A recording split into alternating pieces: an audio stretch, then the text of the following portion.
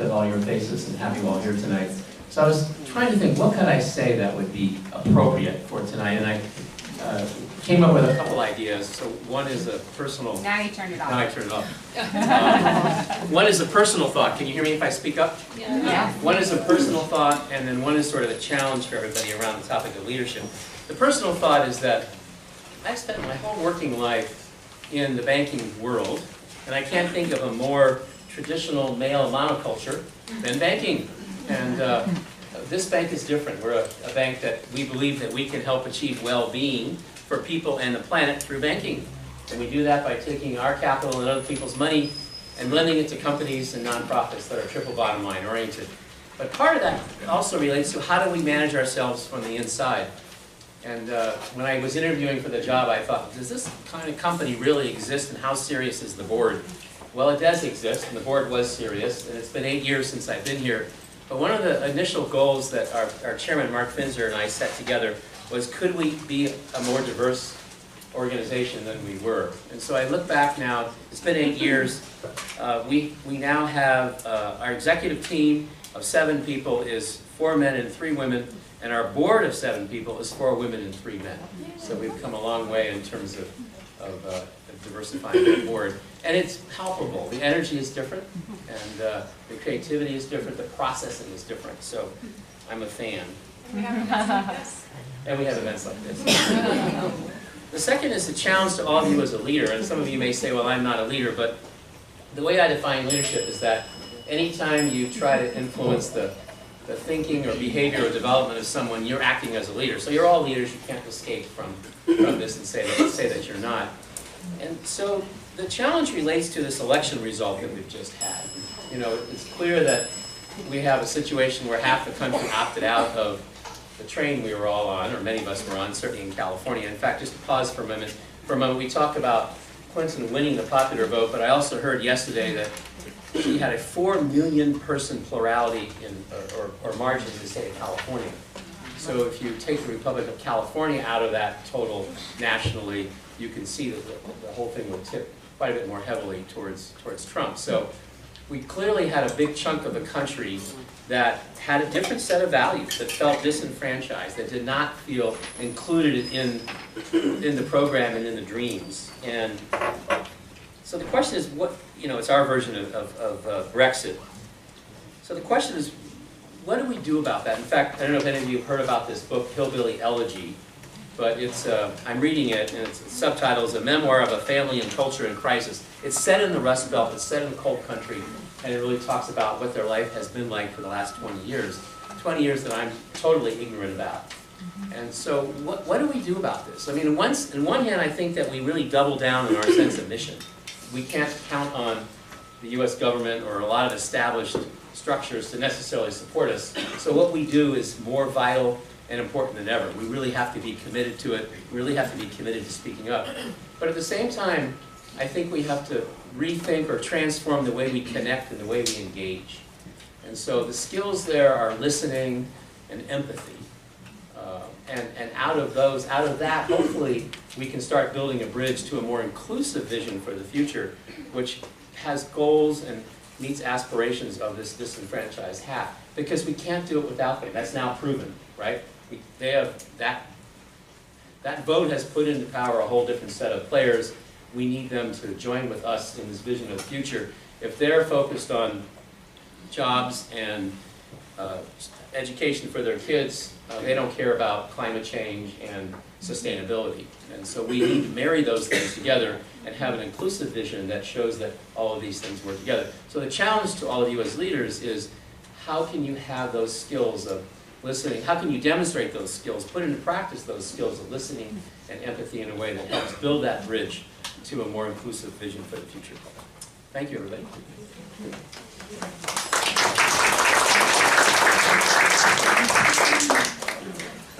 Okay, so I'm Esther Park.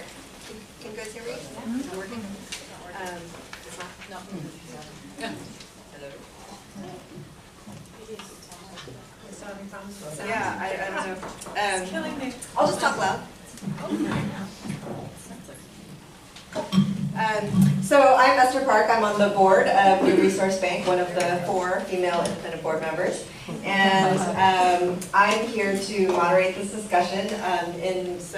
Apart from New Resource Bank, I work in the finance industry. I run a single family office called Cienega Capital, where we make investments and do some philanthropy in soil health, regenerative ag, and local food economies.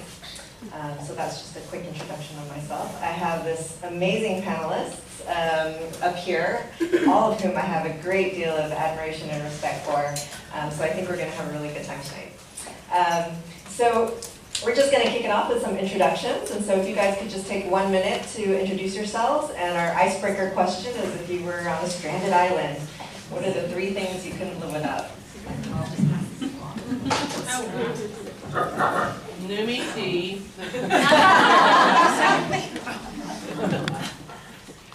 Good evening, everyone.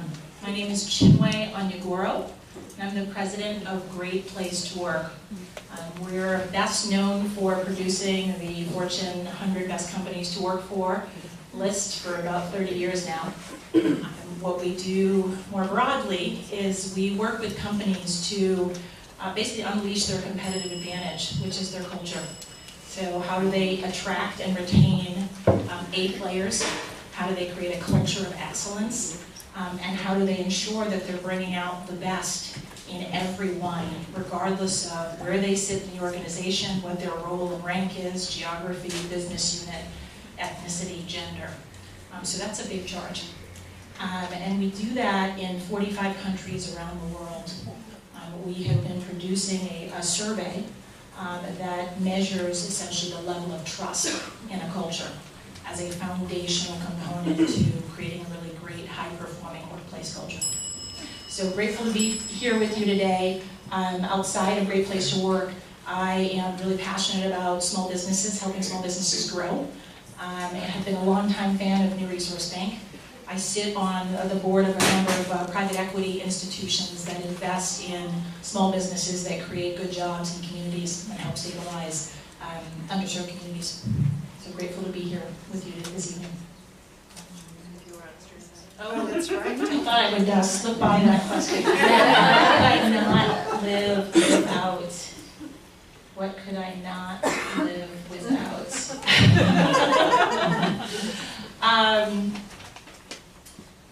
You know, I am an avid writer, and I actively use platforms to be able to kind of document my writing. So I actually, surprisingly, I couldn't live without WordPress.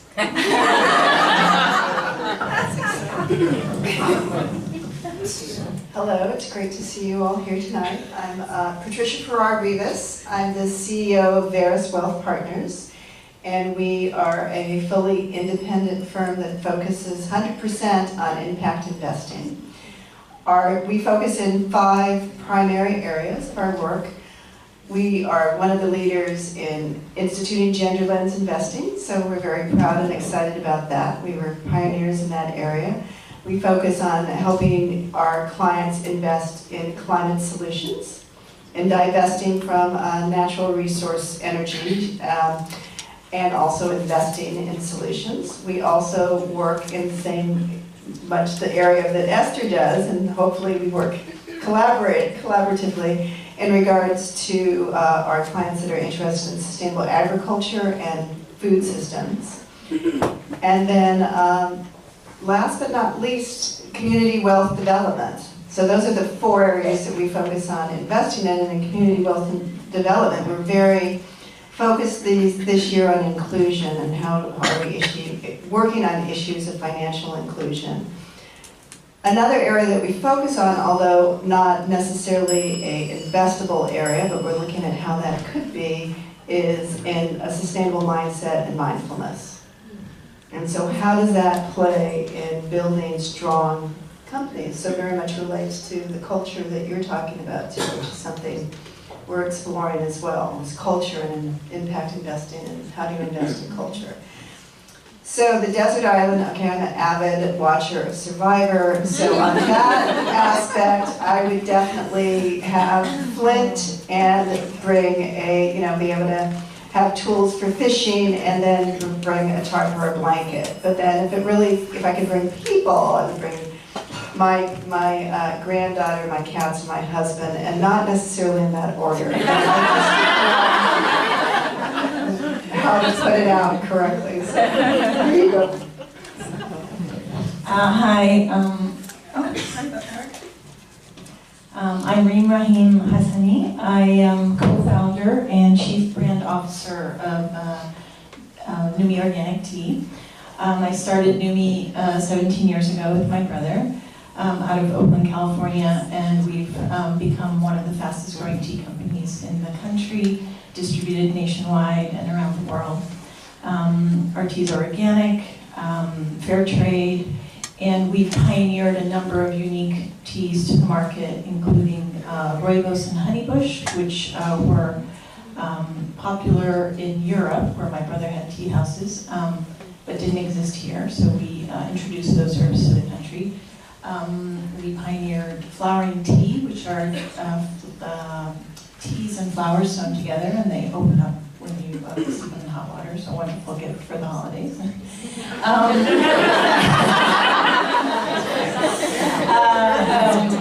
We pioneered a line called savory tea, which was dried vegetables and herbs. It had its sort of nice heyday, it didn't make it. Right now, we're pioneering a line of holistic teas, which is trying to promote inner wellness, things like gratitude and kindness and balance, things that we need in our lives. So my role is, I was the artist behind the brand. I did all the original artwork of the packaging, and it's converted, but I did all the artwork, and I still manage all things brand, all design, packaging, communication. And I also lead the Numi Foundation with my brother, and we give back to, because you can't have tea without clean water, and we realize how many people don't have access to clean, safe drinking water. We actually have been providing clean water to our farming communities. So last year we were in Madagascar and we built 23 wells and gave about 4,000 people clean water. So we're trying to bring it full circle. So that's a real big sort of proud moment in my my leadership as a woman. What would I bring in an island? I guess my family. I can't live without them. And since I'm an artist, a paintbrush and a canvas, and my husband's snoring machine. He could sleep on the other side of the bed.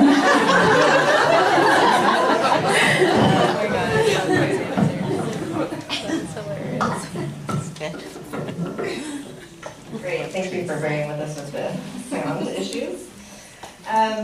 So one of the things that, I did want to say that, when we were having a conference call to talk about what are we going to talk about today. And there's so many things we could talk about. There's so many issues that we could go really deep on. And so I think today we're just going to scratch the surface. But I don't know if you noticed when you came in, but there was a whiteboard that said, what else would you like to hear about? And we'd love to hear from you, what areas would you like us to go deeper on? What are some issues that are really important to you that you'd like to hear about for future events? So I really encourage you, if you did hear something that you were looking for today, to go ahead and put that on the board so that we can have that in the future. But I think for me, I always, in my career at least, kind of denied my role as a woman in the industry that I was working in the sense that, like, I always said, oh, I don't work in women's issues. I work in poverty, or I work in economic inclusion, or I work in food, or I work in soil. I never thought of myself as working for women's issues. That was something that I kind of was in denial about. But in the work that I'm doing today, the family that I work for, the principal that I work for, her name is Sally Calhoun, she and I were talking and we were saying, we don't know what's happening to us. We're becoming feminists.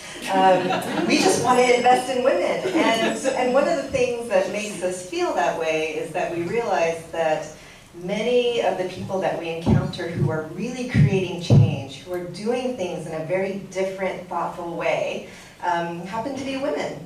I mean, we work in soil health, and so we work with a lot of farmers and ranchers, but we also work with some people in food companies, and we notice that there's a lot of women who are really leading the charge. Some of the most innovative people that we've been encountering are women. And so we're kind of in this inquiry about what does that mean? What is happening, and what is in the future for us as women? And so I'm curious to hear a little bit about your perspectives in terms of how do you see yourself as a woman in leadership? What does that mean for you, and what does that represent for you in today's age?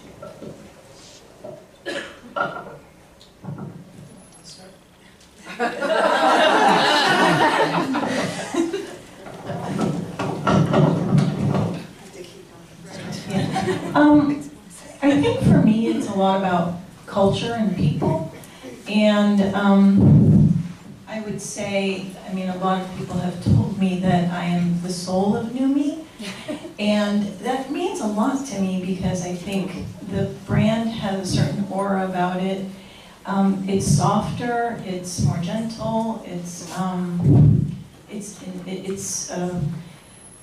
intuitive brand, it's introspective, I think feminine qualities. And funny enough, I got those feminine qualities from my father, not my mother. So, you know, it's interesting because I think we have, the way I see it is we have feminine aspects and masculine aspects. My mother's more assertive, she's harder. My father's more introspective and softer, and I think I received this from him. And then we have our roles and gender roles. You know, it's complex, as we know. But you know, people always came to me with their problems. They listen to me when I you know, talk at the company, and I don't talk as much as the men in my company.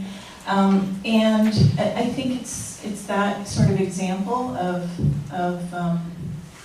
being a little less sort of self-promoting.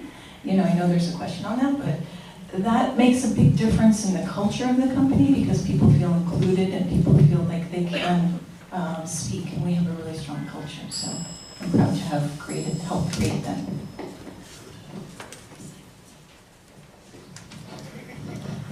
Well, I would say, you know, what you said, Esther, really related to me a lot as well, that I always felt that my work was around primarily social justice. Okay, is it working now? Okay.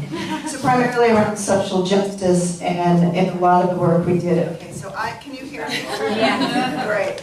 I have a loud voice. I don't have a soft, feminine voice. I have a big voice, right? And I've always had a big voice.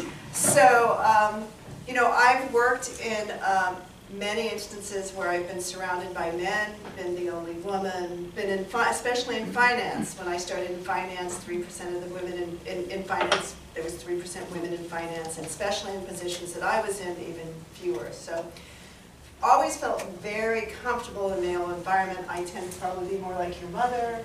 People see, you know, a lot more tendencies in my behavior that they would say, you know, tend more toward the male side than the female side. That being said, I think that I, as a leader, the feminine part of it that I think that is reflected when I think of our work and my business is that our business, first of all, it is our businesses. I have a tendency when I'm hearing what's happening in our business, I'm thinking about, or a new idea or a new initiative, I'm always thinking about what effect does it have on all of the different parts of the business, instead of like that I'm just focused on this one initiative and the results of that initiative. So I think I bring, and I do think that that is a very feminine quality, whether it's a quality in a man or in a woman, that you're looking, and it maybe comes from the hunter-gatherers, right? That you are you have to be watching many things happening at once and tending to many different things. And so you're thinking more of the whole than you are thinking of the individual parts. And so I think that that's, that's probably one of the more feminine attributes that I bring to work, and I'm always the one that's saying, well, yeah, that's a great idea, but let's think about it's the mobile, right? What does that do to this section of the mobile over here while we're changing this over here? So I think that I'm very grateful to have that, that what feels to me is a very natural capabilities or a way of thinking that I do think is a very feminine side. So I'm gonna pass on this as well. So, that's a really tough question for me. In part because when I show up, being a woman and being black and being tall, the woman part isn't the first thing, right, that I'm managing and that I'm navigating. So, and it's interesting because I work in a company now that is led by a black male, strong, visionary CEO. And we're walking into boardrooms across the country, from AT&T to Genentech to Workday and so forth, where no one looks like us. And so when I'm walking in, I'm first walking in as a translator. And the first level of translation is, here's why we deserve to be here. Right? Here's why you gave us an audience, or someone gave us an audience.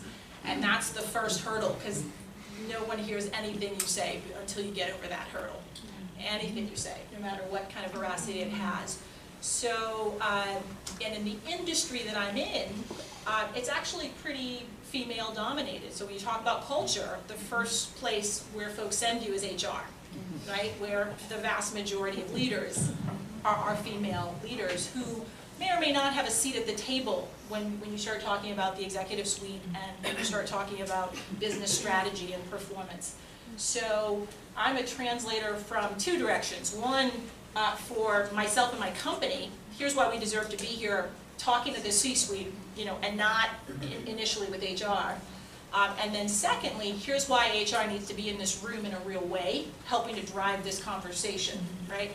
So that's a huge leap for me, and has been hugely rewarding because it is fundamentally forcing leaders to rethink their role in creating a great place to work, and to no longer outsource it to HR or to diversity and inclusion or to a set of functions or even to communications, to a set of functions that really sit outside of where the action is happening and where the interactions are happening and where the relationships live. So translator, I think, is the thing that kind of best describes kind of the way I think about how I show up and what I represent in the market. Thank you so much. So Vince brought up, some things around the recent election, and I think, it brought up a lot of stuff for, I think, many of us, and I don't want to beat the election to death because now it's been a few weeks, and I think we've all felt a little beaten to death about the whole thing. We're not over it yet.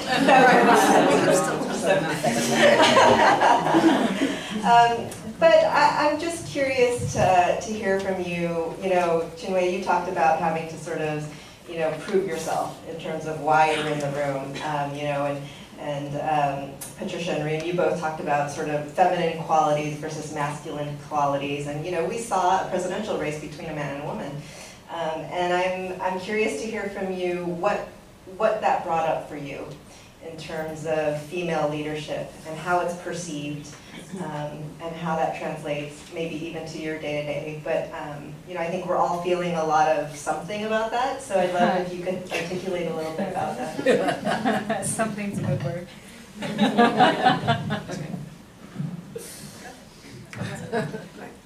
Well, I guess my first thought was, well, if you want to lead a country, maybe you should run for president or vice, or prime minister in another country besides the United States. So, unfortunately, that's one of the thoughts that comes up is like, when will this ever happen here? When will this ever happen here? And I think that the other, thoughts that came up are a lot of the typical things that when you're a woman in a position of power, of leadership, of decision-making, the balance between being too soft or too hard. You have to be right there in the middle, because if you're too soft, nobody said, the person who is now our, president-elect, no one asked him whether or not, expected him to show any warmth. Like, where was his warmth? And so those types of aspects where it's like, I think we all feel it in the workplace of like, okay, I need to be really strong and direct on this, but to be, really blunt, how do I do that without people perceiving that I am being a bitch, right? And, just to put it out there, it happens a lot.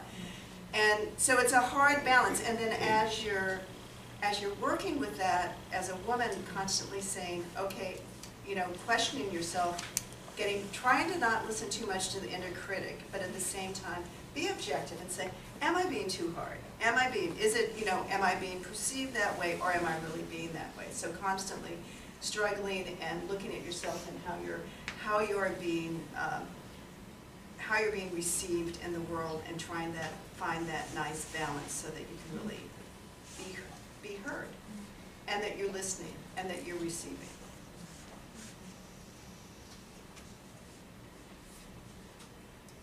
Well, I think, the aspect of stamina came up a lot. And, we talked about this over the phone, that, I know my loyalty was questioned at one point at the beginning of our company, because I wanted to take a vacation, and that wasn't, you're not supposed to do that. And I feel like I had to make a lot of sacrifices. I made sacrifices. I worked all the time, and I think, when you don't work, you're working. You're always on your computer. You're feeling guilty if you're not working. This is just me personally, and I think it has to do with something. Must have to do with being a woman, and I think there's connections there. Where she was sick and she didn't go to she went to the 911 thing. And anyway, my point about that is that feeling of, making sure that people see that you're there and you're an example, and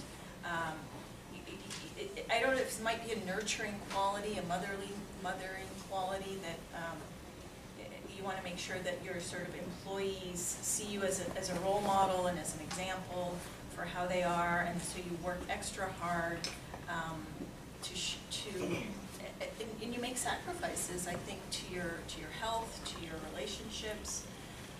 I went through that, at least for my first 10 years of the company, where I kind of had to prove my dedication and loyalty, and it's tough, And so I think there were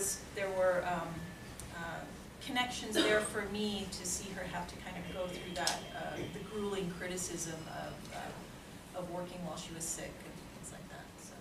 Well, just to follow up on that, Reem, so you're a co-founder with your brother, so did you feel like you had to prove yourself more than he did because of the gender difference, or, how do you compare that to maybe his experience? Well, the loyalty comment came from him, and I had to prove myself to him, and, he's a very strong personality, so he got that from my mother. And, and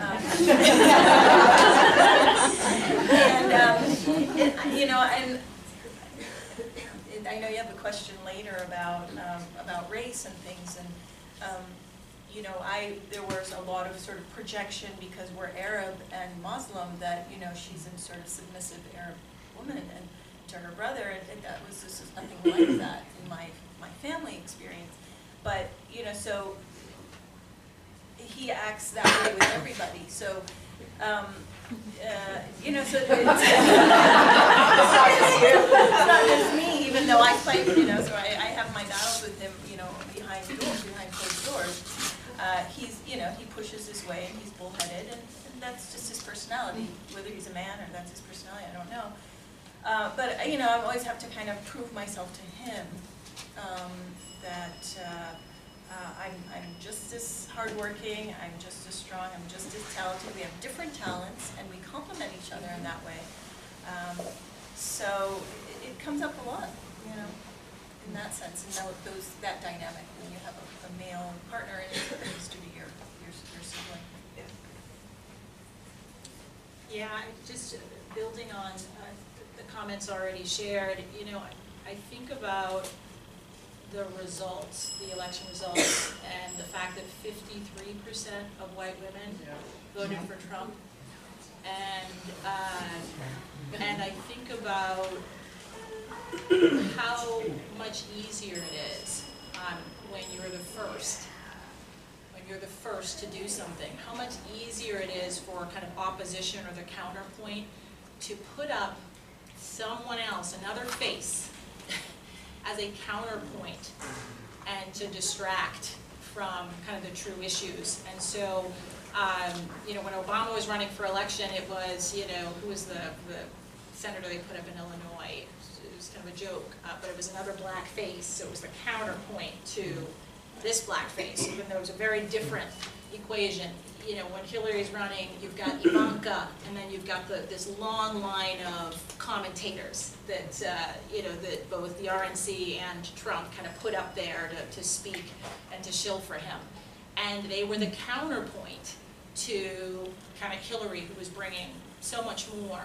But because she was the first, there was no other kind of basis for comparison. And so you just had this or that. And it was too easy for folks who, you know, who found one or two flaws because she's been exposed for 20 years, right, to everything, to be able to choose that.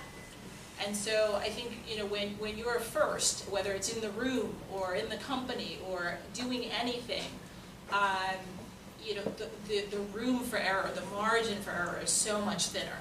And the opportunity to lift up someone else that fits the look, but does it, you know, and represents a totally different lifestyle choice or what have you, to really confuse and distract folks who are trying to make an informed decision. It was just too easy to do that, and it's oftentimes too easy when women are the first at anything.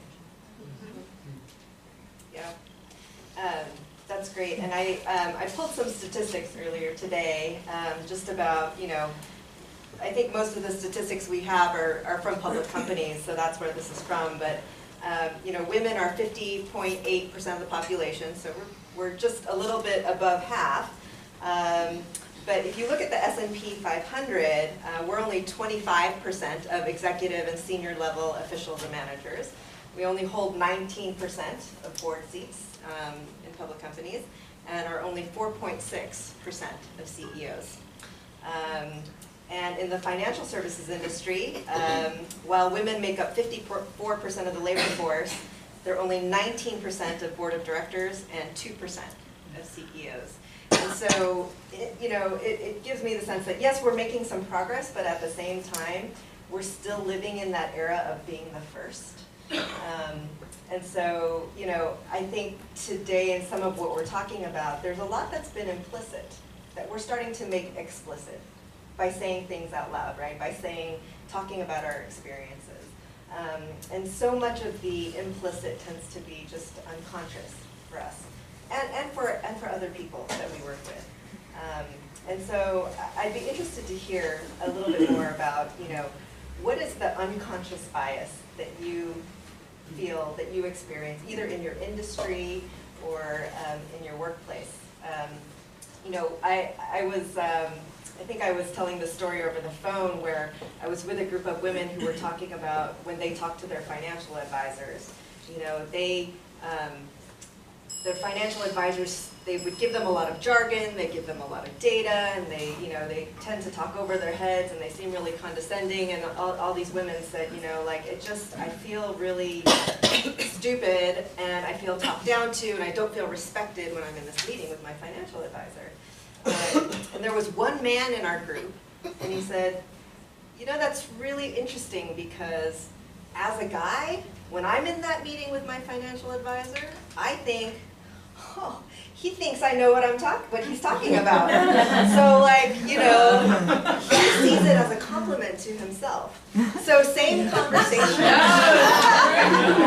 The woman feels it very differently than the man does, and because it's the man speaking to them, maybe in his own head, he thinks he's complimenting them.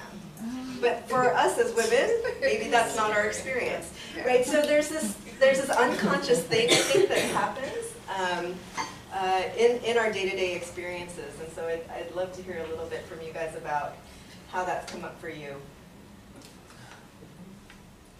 Yeah, I mean, it's interesting. So, so I have a contrarian unconscious bias piece that it'll be interesting to see how this room reacts to it, because I'm sure there's folks on both sides of the aisle here. So as a woman, oh, louder, sorry. So as a woman, a woman leader, the question of work-life balance, the kind of standard of work-life balance is an interesting one.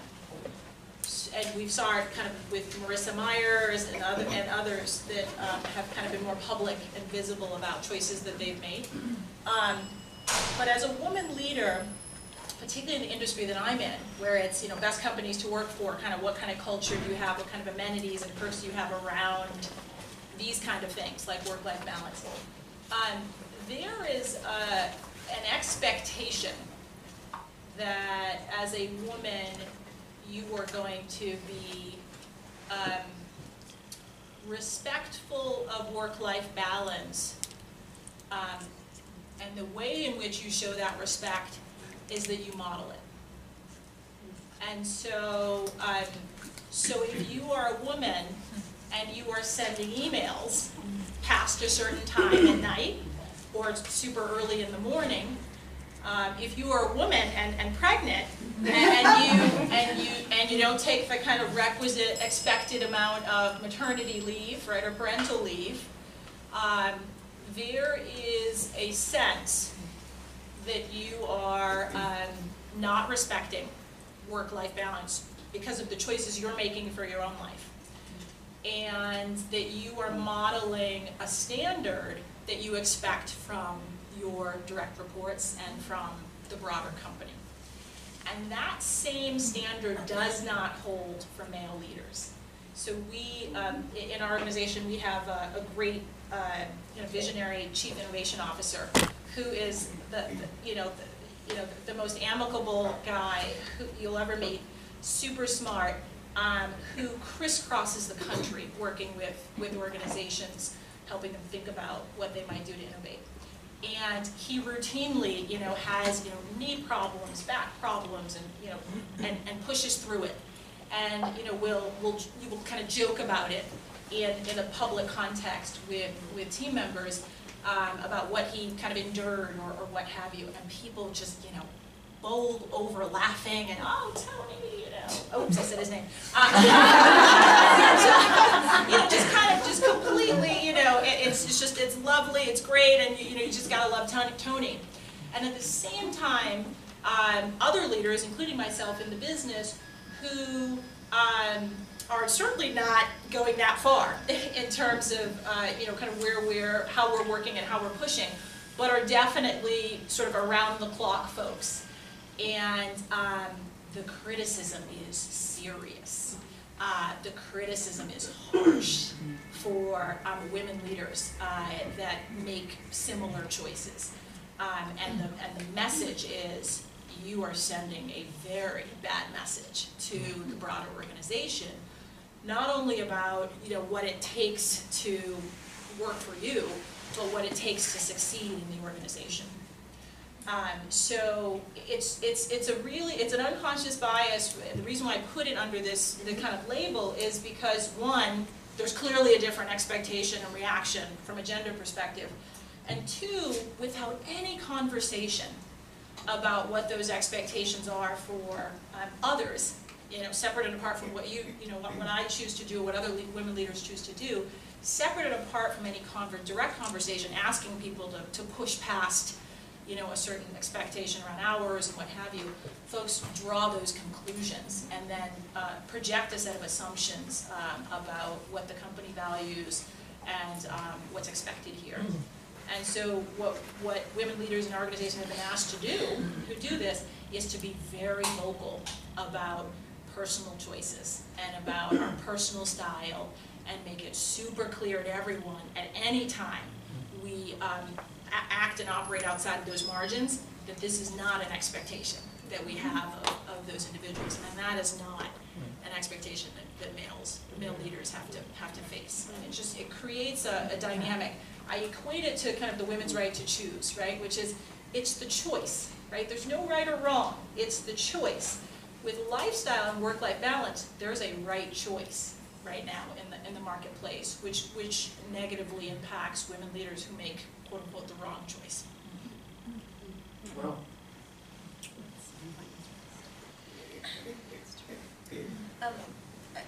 similar to that, or slightly similar, is I think when I, you know, in the position of leadership, making decisions, there's certain times where I will put my foot down on, you know, things that I think are mediocre and, you know, not up to a certain standard. And you have to be so PC about how you write your emails that, you know, I think men are less so, or at least the men in my organization can just say, no, don't want that, not acceptable, whatever it is. And I know when I kind of will, it's not that I'm curt or short by nature, but when I will just sort of, it's just hard to figure out how to say this is unacceptable, or your work is not that great, or whatever it is that you want to be frank about a certain standard that you're expecting of your employees, and if they don't meet that standard, whether it's male or female employees, how you can say that as a woman is much different than how you can say it as a man, I think. So the woman has to be much more gentle in her approach, so you got to kind of sandwich the good, the bad, and the good, but somehow I feel like you know, people are kind of, I've gotten a bad reputation for, you know, putting my foot down on things that I don't think are up to snuff. So where my brother or whoever else just be like, okay, well that's how he is, whereas, you know, we will be more, I don't know, you know, it's not that they would perceive me as a bully, but more, how do I explain it? Tough, or I'm not fair, or something about me is not fair to just the work result. So you're measuring a work result, and people take it personally rather than because of your communication style. Yeah, that one definitely, I think, comes up a lot for women, and I think also internally, women have a tendency to be tougher on themselves and apologize for their actions all the time, where you feel like it's accepted often from a man because they'll just say it and that's it and they're fine with it. And there's not, we're like, I know, for me, if I go through something like that, then I'm up all night and worried about it, and like, oh my God, did I say this correctly? And I'm not, you know, I have to be empathetic of how I say it. But the other thing, you know, another area where I find is that I tend to, I'm not afraid to ask questions, and I'm not afraid to appear as if I don't know something, that it's all right not to know something, that it's all right to ask questions. And, you know, one of my, you know, dearest partners who I love at one point said, because when there would be presentations, I would often ask questions, because a lot of our wealth managers are other women, and a lot of our presenters that may come in are men. And I would ask questions that I may even know the answer to, but would ask them because I would feel as if people aren't asking these questions, and I think they may not understand, and it needs to be clearer. And so I would go ahead, I wasn't afraid to for whatever reason, ask questions that this other person might assume then that I didn't know as much as they did, or whatever. I didn't care, I didn't care. And so my partner said, but you're the CEO, it makes you look like you don't know. Like you don't know what you're talking about. And I said, well, it's on sometimes that, it could be true, but the reality is, if it was a man asking questions, they would be seen as like, oh, well, they were being, they were doing an interrogation, and that is the right thing to do. And so it's not framed as they're asking because they don't know. It's just, it's framed as, oh, well, they're asking all of these deep diving questions, right? But I do think, that's part of it. There's constantly, how you're dealing with your own personal biased inner critic self-sexism, all of internalized sexism, that's telling you that you are not worthy, that you're not, you're not smart enough, that you're not making the right decision, that you don't have it together to say, yes, this is not, to talk to an employee and say, this is not good enough. I've reviewed this work, it's not good enough, it needs to be better. That's, and certainly the delivery pays a lot, all of that of like, yes, this part was good, but this part needs to be improved.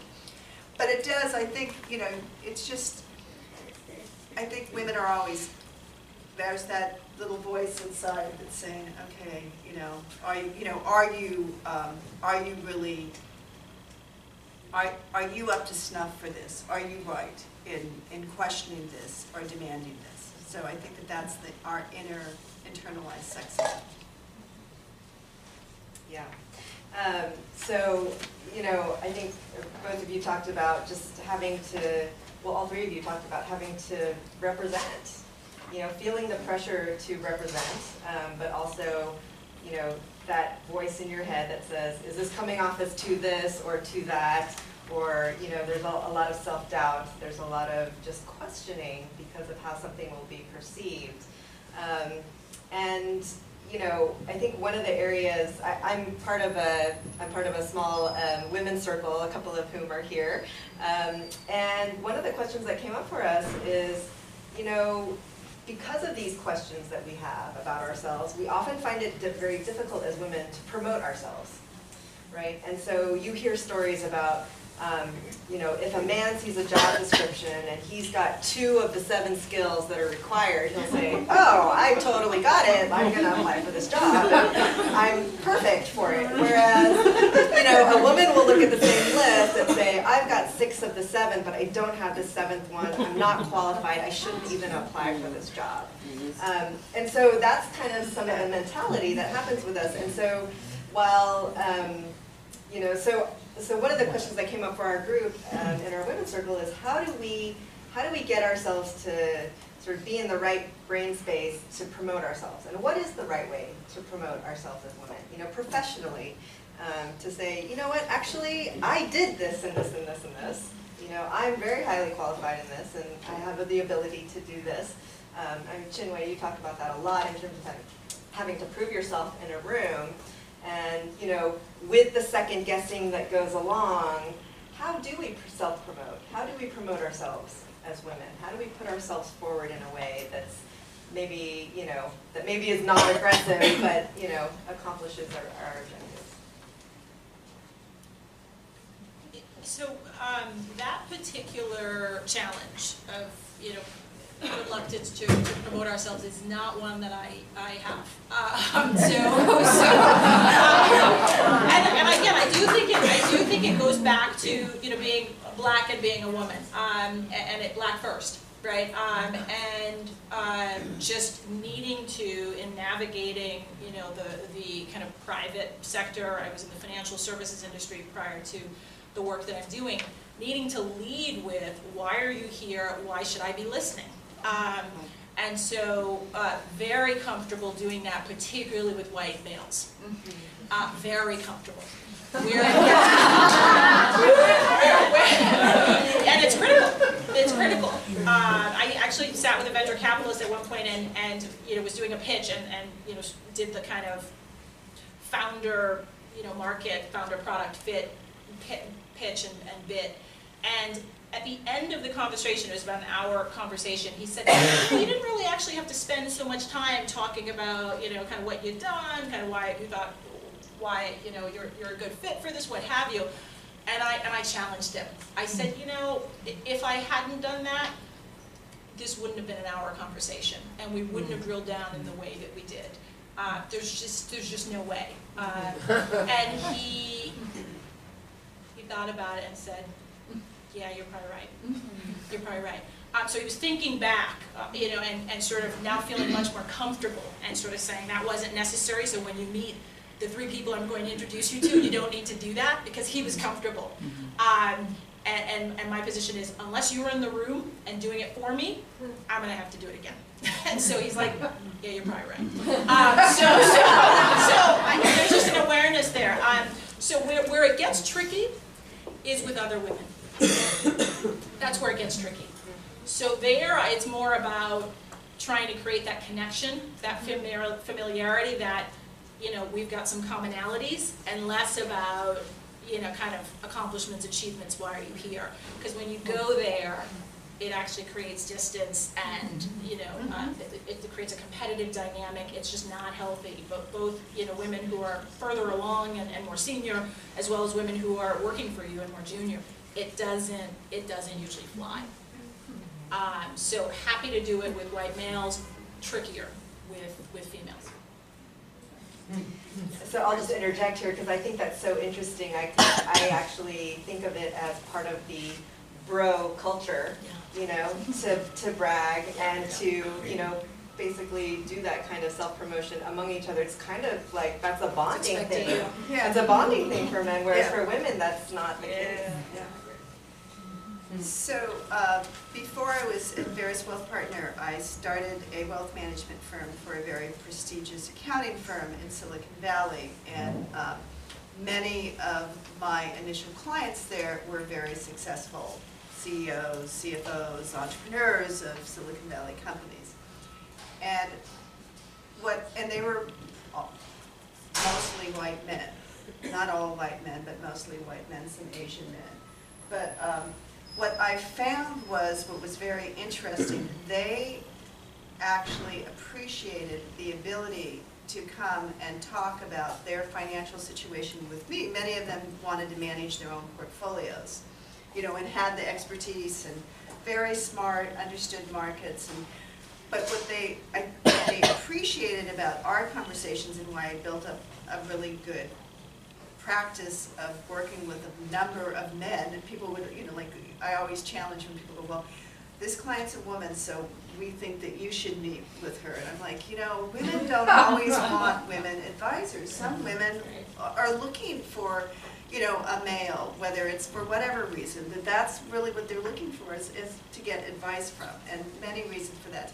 But the same is true. Men do not always want to, and often that situation of that, like, they would feel as if they weren't being challenged, they were being respected, that they could come and talk with me on an even playing field, and they didn't feel as if they were walking up into an office with people, you know, the way I described it is very buttoned up financial people, that talking rhetoric that, you know, doesn't necessarily always makes sense, and if you challenge them on it, often they don't know the answers, they just know the top line, right? So, you know, and the financial services industry is designed to sound complicated when it's not rocket science, you know, all of this, right? And so they would, you know, so they would actually appreciate that. And then one of a good friend of mine, Kristen Hall, who I would sit on, I end up on a lot of panels with very dynamic, energetic men, and I would always get on the panels and say, oh my gosh, I have to like rise up to this energy that they have. That it's not the same type of energy I have, and just, you know, hearing more feedback, but really when your voice comes in and it's calmer and it's more measured and it's less frenetic and there's not this big power dynamic going on, that it's refreshing. And so kind of stepping into that space of like, there is this space where, and those are the clients I want to work with, right? Those are the people that I want to relate to. And those are, you know, being able to be that voice in an audience, if there's a lot of male voices, even on all of our wonderful progressive impact investment cohorts, that they, that sometimes it is very male energy, and it's not bad, it's good, but bringing in, okay, I'm going to bring in this other energy. It's going to be complementary and refreshing, because nobody wants to hear a presentation in a monotone, right? Any thoughts you have on that? Well, I would say, I mean, I don't have a problem speaking up, and I'm in a boardroom of all men, and speaking up when I know what I'm saying and I have something to say. I feel like my self-promotion is my work and my brain. So if there's an idea or a thought or a work result that I know is strong, then I will push it as much as I can. That said, I'm not a fan of self-promotion, so I value humility. And I'm with men that are bragging and over-talking, and I don't like that. So I value the saying, saying little but meaning a lot. And I value, I try to make myself more humble as a person, my spiritual practice. So, so I don't, I don't desire to be like that. So, it keeps me balanced because I just want to be the best that I can be for what I aspire as a spiritual being. So. Yeah. And I do think that that's a feminine quality, which is why it tends to be very hard for women to promote themselves, because they come from a different place with regard to that. But I think it depends on what it is. So if it's ego-based, thanks but no thanks. But Right. if it's something that you really feel is valuable and it's an idea that you want to put forward, promote as much as you can. Yeah, great. Well, I think one of the things that that I've just been thinking about is, it is tough for women to promote themselves. It's not the same thing as when men do it, and so there's always a question about how does that happen. And so one of the things that I've been thinking about is, we actually need to use a collective, right? We need to lift each other up. We need to promote each other, as opposed to the sort of common, I guess, version of self-promotion that you think about today. That maybe for women it's about group promotion. Maybe it's about supporting and uplifting each other. And so we wanted to give you guys a chance to do a little networking, talk to each other. So if you guys could get into groups of about 4 or 5 and just talk about, each one of you talk about what are 2 things that you can do to support each other as women in your work life. So I'll give you guys about 5-10 minutes to do that, and then we'll come back to the group and just get a little bit of feedback from the groups to hear what they have to say about that.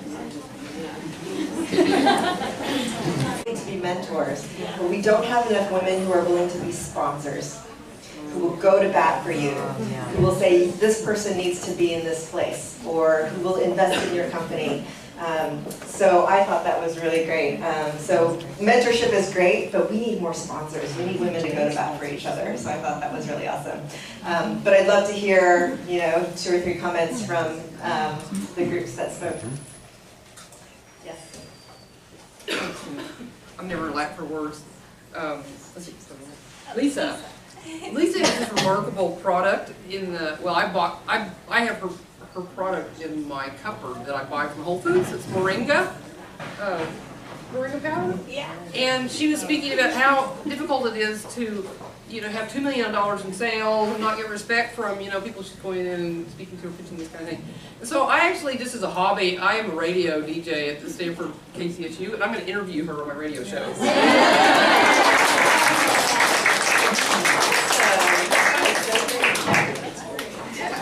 Sponsor, women's Sponsor, Jennifer. So I'm privileged to be in Esther's Women's Circle, and what I was talking about with our group about is the power of a formal circle of women who convenes regularly, who are professionals and accomplished like we all are, and we share personal strife, professional strife, and we network for each other. And it's one thing to call your friends when you have issues or whatever and the people we're comfortable with, but I think particularly deliberately putting together a group with people different from you, younger than you, racially diverse people can really change your life. So I don't know if everyone heard that, but the power of a women's circle to come together, network with each other, and really discuss both professional and personal things going on in their lives. Yes? Yeah, so we discussed the power of like integrating men as well into the conversation, and especially if they're the ones making some of the hiring decisions, just like making sure that they're aware of their talents. Because it is self-promotion, but it's also qualified women often don't get those positions, or twice as likely to get rejected even if they're qualified. So like kind of like figuring out how do we integrate them, and also what's working, figuring out like a toolkit or what's working for women in leadership right now, and promoting that and disseminating that information. Yeah, that's great. And one of the thoughts that I had during the panel too was, I think we need a lot more men to listen to this conversation. You know, because yeah, and so I think maybe next time, Stephanie, we do one of these, you know, we should say like, and bring them in with you. I mean, it's an important part of the conversation because we can talk amongst ourselves all day long, right? But nothing's going to change unless this conversation becomes a wider conversation. So I just want to thank my awesome panelists up here. It was such a pleasure being with you, and thank you all for coming.